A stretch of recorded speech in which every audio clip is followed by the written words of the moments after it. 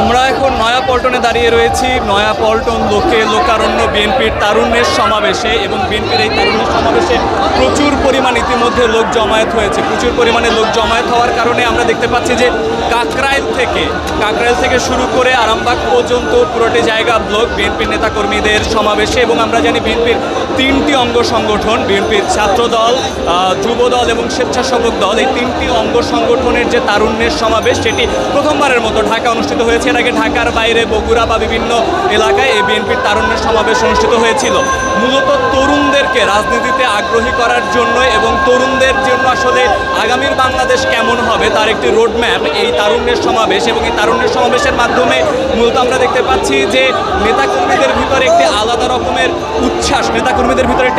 উচ্ছ্বাস, অবস্থান করছে। এবং সেই উচ্ছ্বাসের জায়গা থেকে আমরা দেখতে পাচ্ছি ওভারঅল প্রচুর পরিমাণে নেতাকর্মী এখন পর্যন্ত সমাবেশে যোগ দিচ্ছে।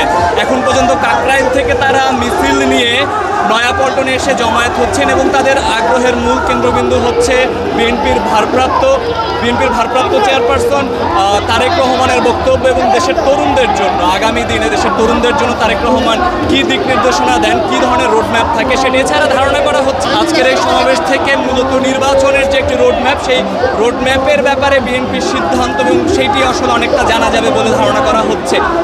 লোকারণ্য এবং বিএনপির পক্ষ থেকে বলা হয়েছিল প্রায় 15 লক্ষ লোক জমায়েত হতে পারে আজকে, এবং লোক দেখে আসলে সেটাই মনে হচ্ছে, কেননা কাকরাইল পার হয়ে যাচ্ছে। এবং আমরা দেখেছি যে শান্তিনগরের পুরো রাস্তা ব্লক মানুষের ফলে।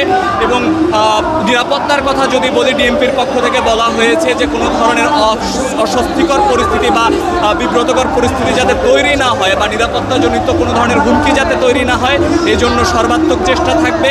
এবং এখন পর্যন্ত কোনো ধরনের আসলে বিশৃঙ্খলা আমরা দেখতে পাচ্ছি না। সর্বোপরি একটি উত্তেজনাকর এবং আমোদপূর্ণ অবস্থায় আসলে নেতাকর্মীরা সমাবেশে যোগদান করছেন। এই ছিল আমার কাছে সর্বশেষ।